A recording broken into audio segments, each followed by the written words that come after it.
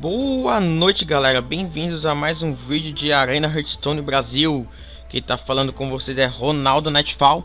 E hoje eu vou fazer pra vocês, galera, a avaliação de 4 cards lendários que eu acredito que vale a pena serem craftados, ou dizendo no modo mais convencional, que merecem ser criadas no jogo. Galera, como é que funciona esse modo de criação de cards? Eu fiz um vídeo, ele não é muito antigo, tem umas 2 semanas, que eu ensino a como criar cards.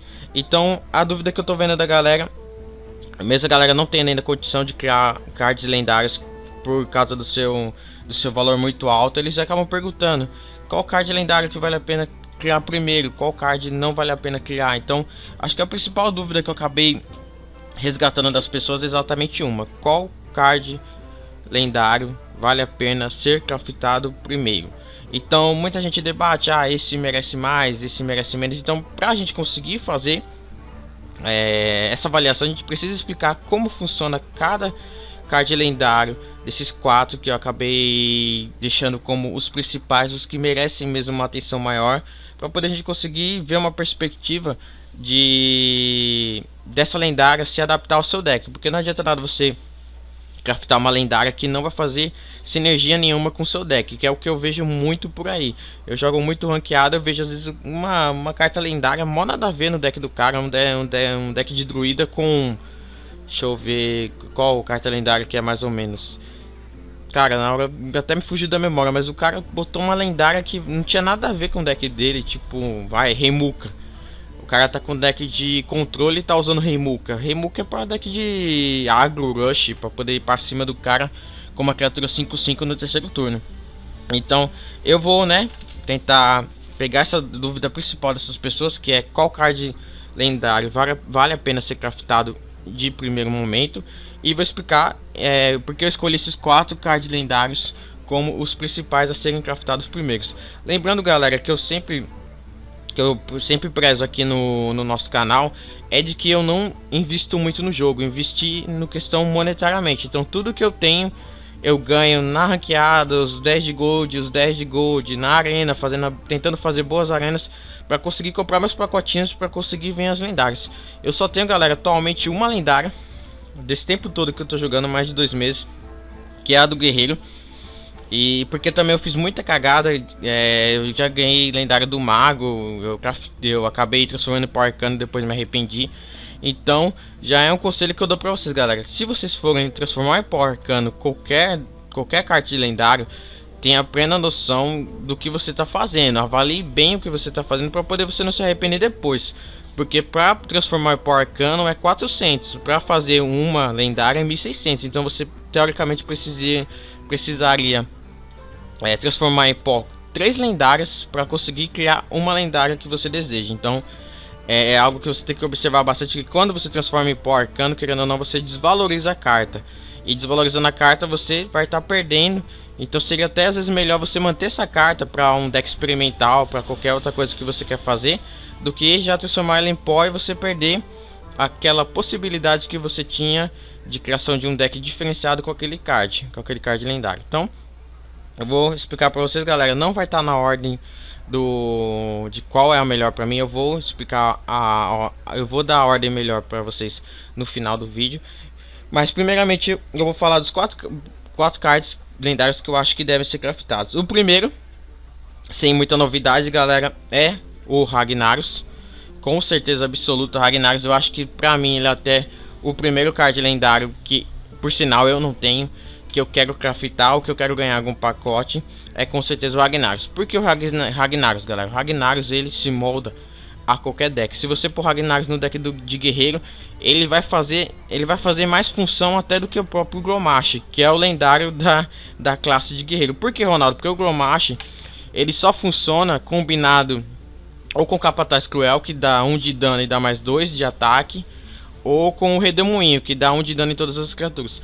Por que, Ronaldo? Porque o Grommash, sem o Enfurecer dele, que dá mais 6 de ataque, ele é uma carta mais ou menos 4, 9 4 de ataque e 9 de defesa. Então, uma criatura com investida com 4 de ataque não é uma criatura forte. Ela só é forte, galera, quando é ativado o Enfurecer dela. E, querendo ou não, você você tem que ativar o Fury dela no momento que você desce ela da mão. Então vamos pensar bem. O Grommash é 8 manas. O Capataz Cruel é 2. Então você tem que ter 10 mana para descer o Grommash enfurecido, para poder lhe dar 12 de dano. Ou então você tem que ter 9 manas para descer o Grommash enfurecido e dar Redemoinho para ativar o enfurecer dele. Você tá percebendo, galera, que 9 manas não seria melhor descer o Ragnarus? Não daria muito mais força, não daria muito mais pressão no oponente com aquela criatura. Daria 8 de dano aleatório, mas se a mesa tivesse limpa, daria 8 de dano na cara do oponente. Aquela criatura 8/8 ia continuar lá e o cara ia ter que remover. Então, às vezes o que eu quero avaliar para vocês, às vezes a própria lendária da classe não é tão forte como a lendária neutra dessas que a gente vai explicar. Então estamos no Ragnarok. Qual que é o diferencial do Ragnarok, galera? 8 mana, 8/8. Então ela tem a habilidade, galera, que ela não pode atacar. E no final do seu turno ela já causa 8 de dano. Então a gente não tem que esperar o turno seguinte. No final do seu turno ela já causa 8 de dano, o que é uma vantagem muito boa pra gente. Então se você conseguir limpar a mesa e descer o Ragnarok, ele já vai dar 8 de dano na cara do cara. Então o que o cara vai ter que fazer, galera? 8 de vida é muito difícil de tirar de jogo. Então o cara vai ter que usar muitas criaturas. O cara vai ter que usar muitos feitiços da mão. Então se o cara usar 3 a 4 cartas para tirar uma sua, olha a vantagem de cartas que você vai ter. O cara usou 4 cartas, seja criaturas na mesa, seja cartas na mão, para poder tirar uma sua. E essa desvantagem de cartas vai fazer com que você domine o jogo com muito mais facilidade. Pegue esse domínio do jogo novamente para você e você finaliza o cara e é GG. Então a vantagem de Ragnarok é exatamente essa. No final do turno dá 8 de dano aleatório. Tudo bem que ele não pode atacar, só que é uma criatura muito difícil do oponente combater. Porque se o cara dá silenciar, tudo bem, ela perde o que? Ela perde toda a habilidade da carta. Então ela perde a habilidade de que não pode atacar. Então ela se torna uma criatura 8/8 que ataca.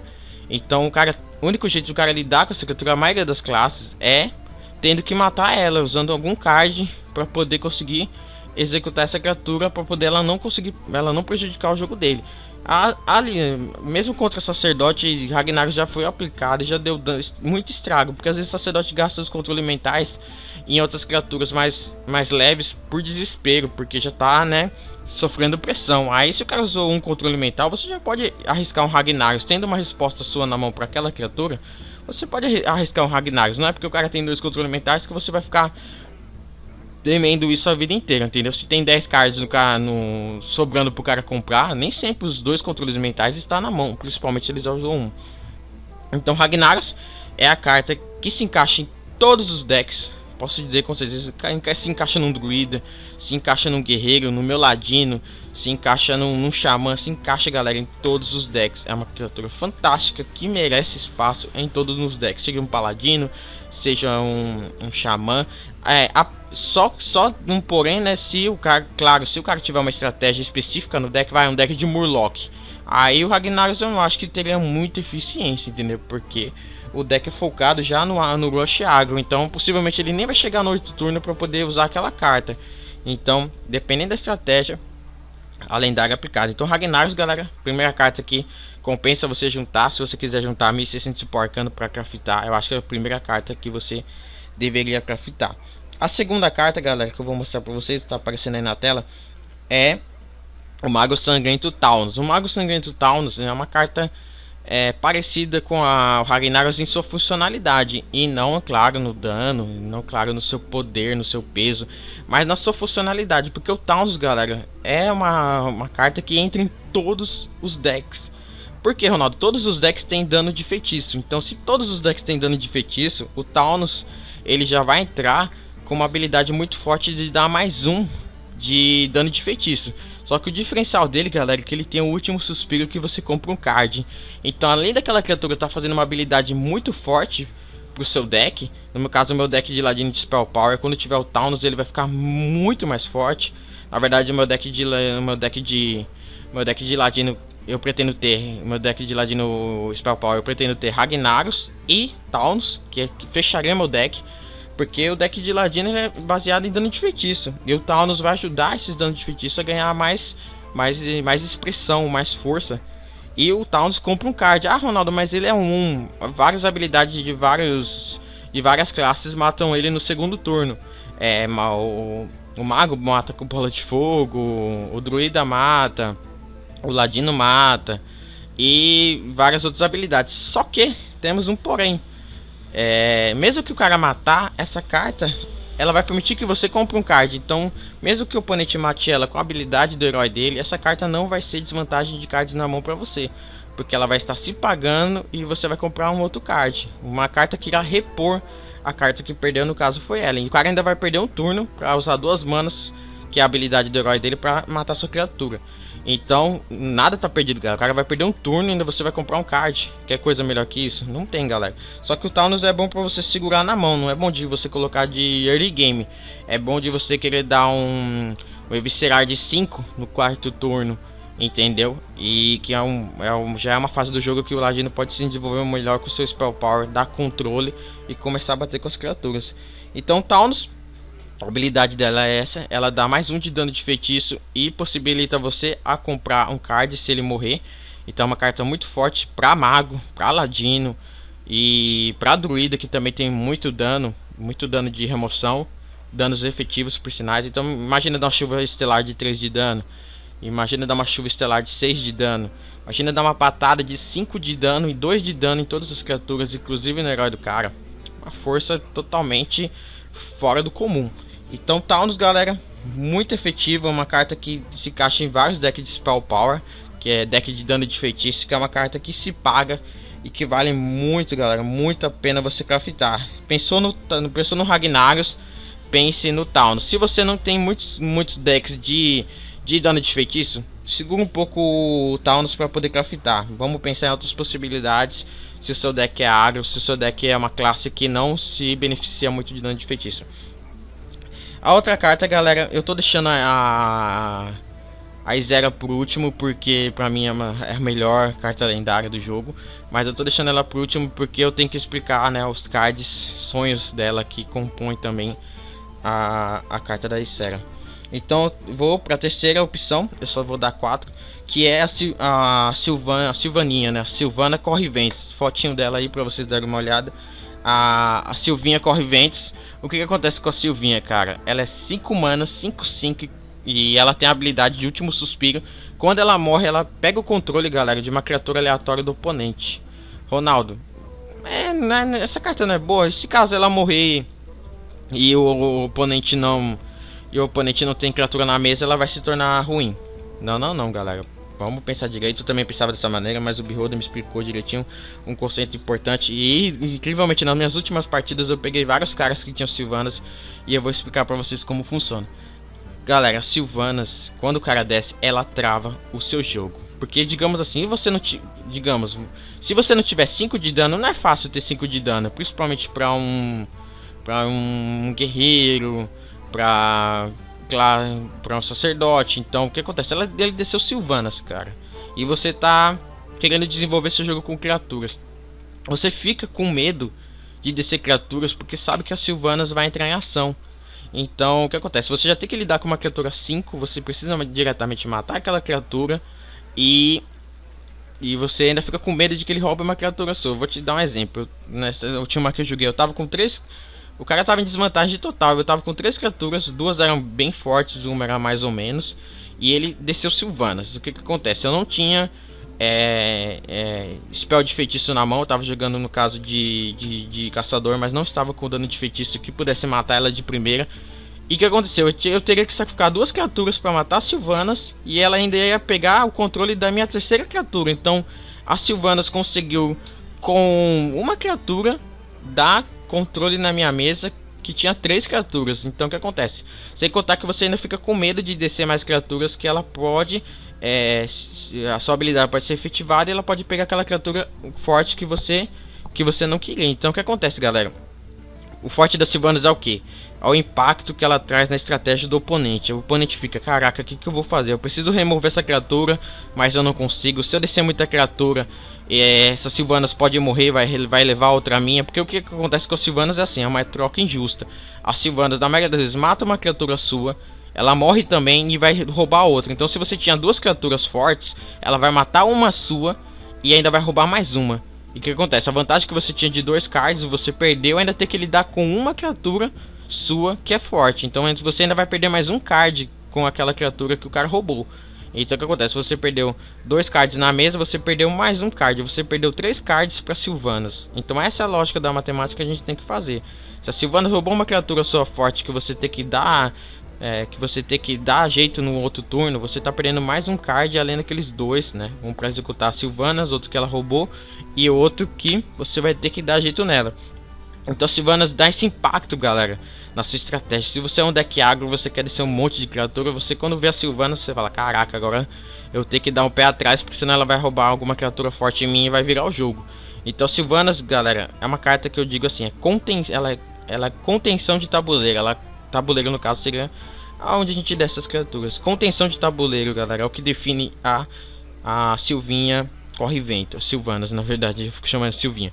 Então o que acontece? Ela dá esse domínio no tabuleiro, entendeu? Então se o cara tiver, mesmo que o cara tenha um exército do outro lado, o cara vai pensar 2 vezes, porque é aleatório. Ah, eu posso ter uma criatura ruim, mas vai saber se ela pega uma criatura boa, entendeu? E já vi muitos casos, ela pega um provocar 5/5. Poxa, você vai ter que lidar com aquela criatura e quebrou as pernas do seu jogo. Você contar que a Sylvanas é 5/5, não é uma criatura fácil de lidar. Então tem todos esses detalhes. Para mim a Sylvana é uma carta aqui essencial, principalmente para deck de controle. Porque o deck de controle, já que ele tem a estratégia de controlar, seja a mesa, seja danos de remoção, a Sylvanas vai entrar com essa estratégia. A Sylvanas não tem uma estratégia de rush, a Sylvanas tem a própria carta tem uma estratégia de controle de mesa, controle de tabuleiro. Então vamos usar a carta para a estratégia que ela também se permite ser usada. Então se você tem um deck de controle, Sylvanas cai muito bem. Se for um deck agro, talvez Sylvanas até entre, entendeu? Para roubar uma criatura do cara e você continuar socando. Mas para deck de controle, ela é muito boa. Então já falei do Ragnaros, o Senhor do Fogo, que é excelente. Eu falei do Tauno Sangrento, que ele é uma carta ótima. E falei agora da Sylvinha Corre-Ventos. A última carta eu deixei pro final, galera, que é a carta aqui desse top 4. É a que vale mais a pena ser craftada em primeiro. É a Ysera, que tem sua habilidade especial de Dream Card, que a gente chama. Dream Card nada mais é do que card dos sonhos.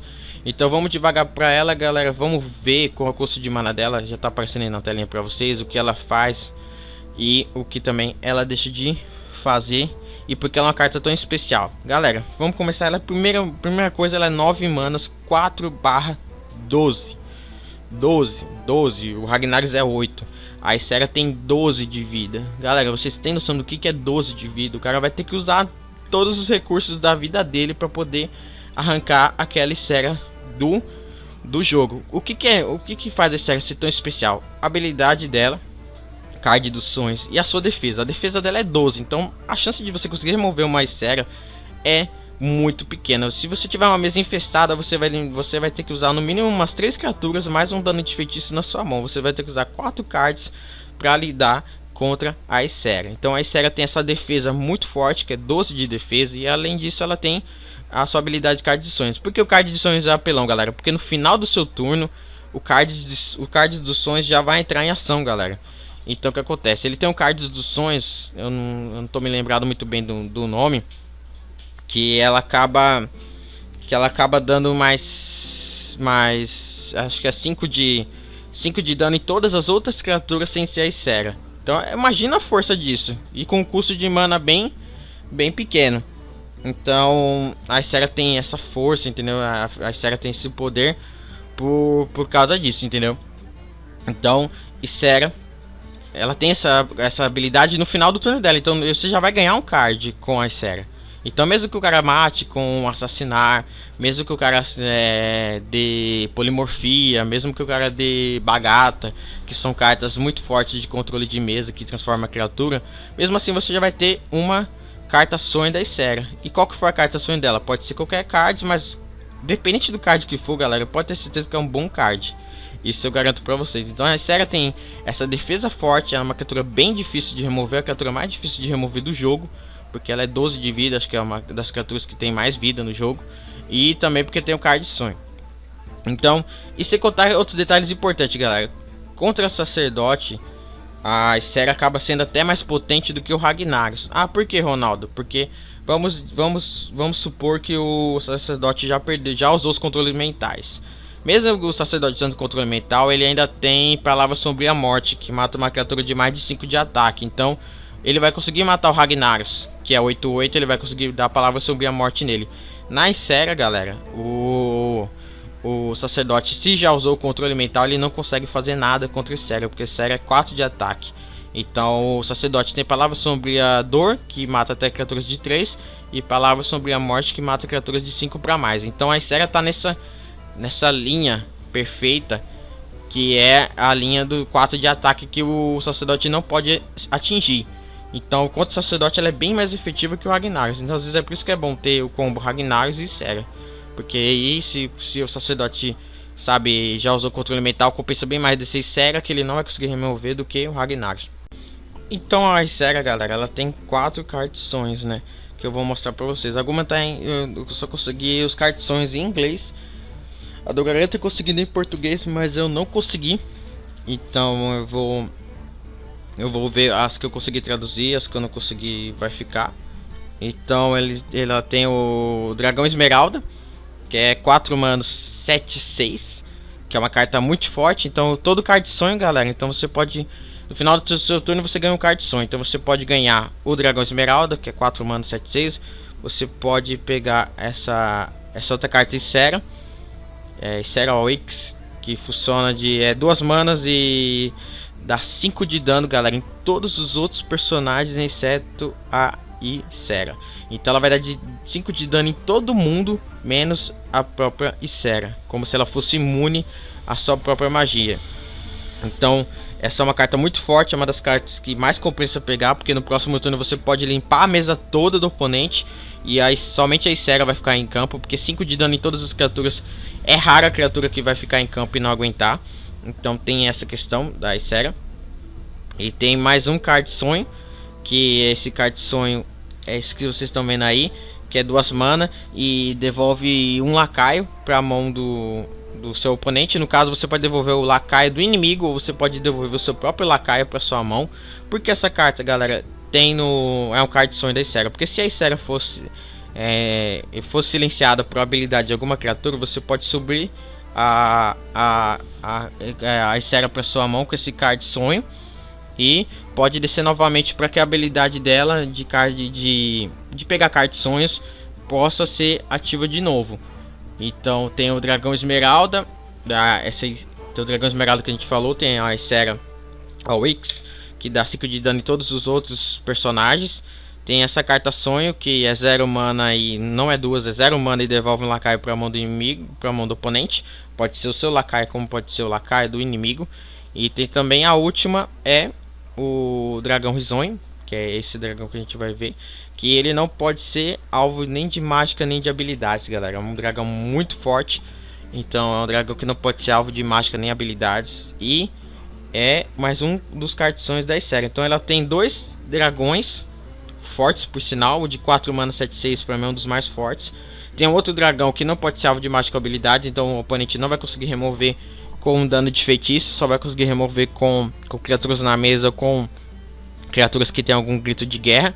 E tem 2 cartas, uma de então assim, a Ysera é perfeita, porque desses 4 cards, 2 são criaturas, sendo que uma dessa criatura é forte, a outra criatura não pode ser alvo de mágica ou habilidades. Então vocês vão percebendo que os cartições sempre são viáveis no momento do jogo. Tem um card que limpa a mesa, que é como se fosse um golpe flamejante de 5 de mana, e ainda não mata sua criatura, não dá dano na sua criatura.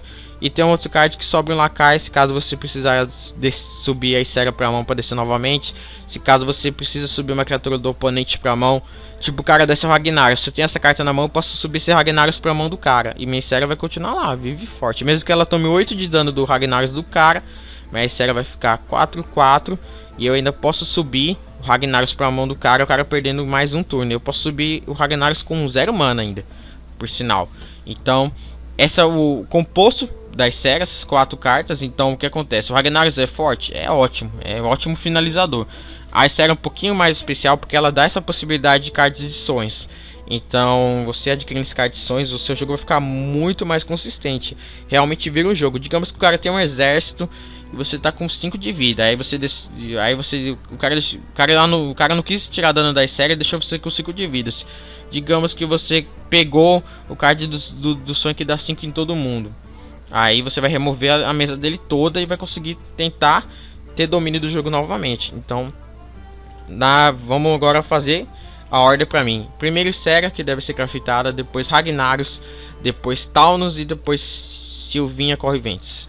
Esses são 4 cards pra mim, merecem ser craftados, merecem ter um olhar especial na hora de craftar, na hora de tentar conseguir um pacote pra conseguir essas criaturas. Então pra mim essas 4 pra mim são as criaturas chaves que pra mim merecem ser craftadas. Eu vou fazer um vídeo, galera, que vai ser um pouco mais longo, que não sei se vocês querem isso, que eu vou explicar como funciona cada lendária, galera, das classes. A lendária do ladino, a lendária do guerreiro, a lendária do caçador, para poder vocês verem, galera, se vale a pena. Porque quando você tem uma classe que você gosta muito de jogar, que nem eu gosto de ladino, então a lendária do ladino é o Van Cleef. Então eu tenho que ver se vale a pena eu botar no meu deck, qual estratégia eu vou pôr para poder esse lendário ter mais efetividade. Isso tem muito, não adianta jogar o lendário lá. Às vezes é igual um time de futebol, você tem que fazer com que o time jogue a favor daquela estrela, e a estrela do seu deck vai ser a lendária. Claro que você não tem que ficar dependente daquela lendária, mas você tem, quando ela entrar em jogo, ela vai ter que ter uma estratégia para ela, não entrar em jogo.